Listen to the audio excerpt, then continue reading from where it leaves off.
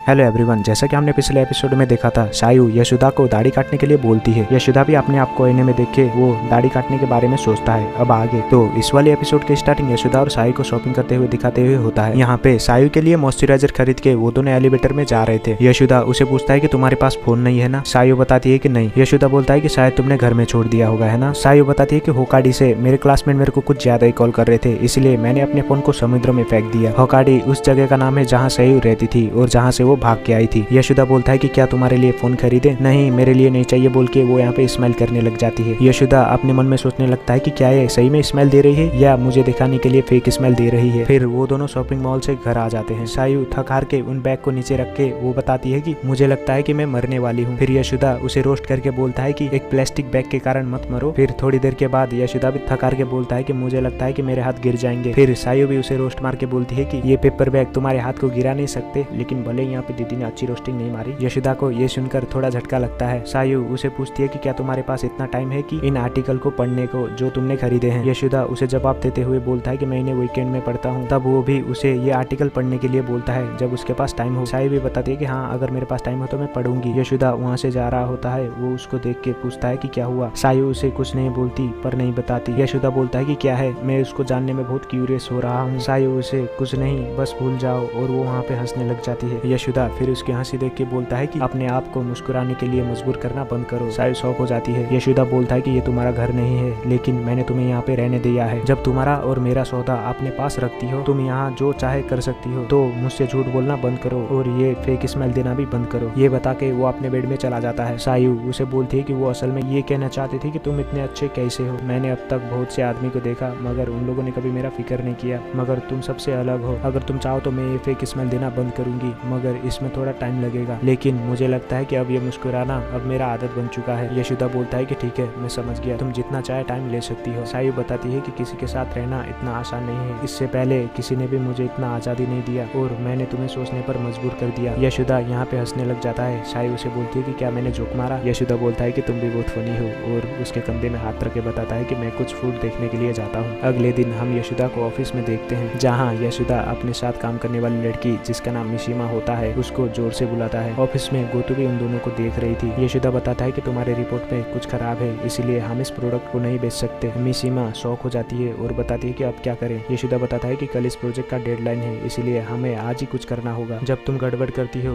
और उसे ठीक करने का काम मेरा है। मिशिमा बताती है कि अगर आज ये प्रोजेक्ट ठीक नहीं हुआ तो क्या तुम्हें फायर कर देंगे? यशोदा बोलता है कि फायर तो नहीं, पर मुझे इस प्रोजेक्ट को बंद कर देना चाहिए और तुम्हें इस प्रोजेक्ट के लिए किसी को गाइड करने के लिए रखना पड़ेगा। फिर मिशिमा बोलती है कि मैं इस प्रोजेक्ट को खुद ठीक करूंगी। गोतु भी उन दोनों को देख रही थी। शाम हो जाती है। मिशिमा ने उस प्रोजेक्ट को ठीक कर दिया था। फिर यशोदा खाना लेके आता है। वो दोनों खाना खाने लग जाते हैं। मिशिमा उसे पूछती है कि तुम आजकल अपने चेहरे के बाल को क्यों शेव करते हो, और मुझे लगता है कि तुमने कोई गर्लफ्रेंड बना लिया है, और ये मैं नहीं, बस हमारे ऑफिस में अफवाह फैला था। यशोदा बोलता है कि मेरी तो कोई गर्लफ्रेंड नहीं है, बस कुछ दिन पहले किसी ने मेरे को रिजेक्ट कर दिया था। मिशिमा बोलती है कि किसने तुम्हें रिजेक्ट किया? यशोदा बोलता है कि गोतु सा ने। मिशिमा गोतु का नाम सुन के शॉक हो जाती है और खुश भी थी और उसे बोलती है कि स्टे स्ट्रॉन्ग। यशोदा बोलता है कि मुझे तुम्हारी सिंपैथी नहीं चाहिए। मिशिमा खुश होकर बोलती है कि ये सिंपैथी नहीं, मैं बस लकी हूँ बोल के उसके साथ कभी बियर पीने का पूछती है। हम घर के अंदर देखते हैं जहाँ सायु उससे गुस्सा होती है कि तुम लेट हो। यशोदा उसे माफी मांगता है। सायु यहाँ पे हंस के बोलती है कि मैं तो बस तुमसे मजाक कर रही थी, और उसे वो बियर पीने के लिए देती है। फिर हम अगले दिन यशोदा को देखते हैं जो सायु के लिए फोन का कवर देख रहा था, मगर वो कन्फ्यूज था कि उसे कौन सा कलर लेना चाहिए जिसको देख के सायु खुश हो जाए। उसका दोस्त बोलता है कि हे यशोदा, क्या तुम मुझसे प्यार करने लग गए हो? यशोदा बोलता है कि नहीं, वो एक टीनेज गर्ल है और मैं सिर्फ अपनी उम्र की लड़की को पसंद करता हूँ। उसका दोस्त बताता है कि तो फिर इतना झंझट क्यों?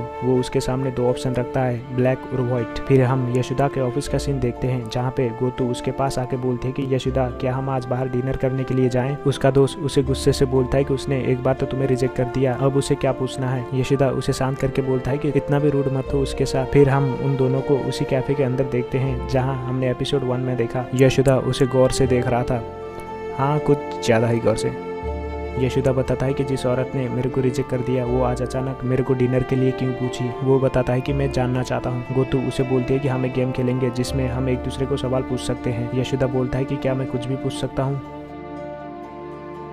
यशोदा उसे पूछता है कि उसने आज मेरे को डिनर में क्यों बुलाया। गोतू उसे बोलती है कि यशोदा तुम किसी के साथ डेटिंग कर रहे हो राइट। यशोदा बोलता है कि नहीं, क्यों। गोतू उसे बोलती है कि मैं तुम्हारी बॉस पिछले 5 साल से हूँ। तुम हमेशा काम के बारे में सोचते थे, भले ही वो काम करने में ऑफिस में लेट क्यों न हो जाए, मगर अचानक तुम्हारे ऊपर मैंने कुछ बदलाव देखे हैं। तुम आजकल टाइम पे घर चले जाते हो, आयरन किए हुए कपड़े पहनते हो और अपनी दाढ़ी भी सेव करके आते हो, और मैंने देखा है कि आजकल तुम मिसीमा से कुछ ज्यादा ही क्लोज हो रहे हो। क्या मैंने ठीक कहा। यशोदा बताता है कि मैं और मिसीमा डेटिंग नहीं कर रहे। जब से मैं इस कंपनी में काम करता आ रहा हूँ तब से मैं तुम्हें प्यार करता आ रहा हूँ और अभी भी करता हूँ। तुम मेरे लिए सब हो, मगर जब तुमने मुझे रिजेक्ट कर दिया मैं तो टूट गया।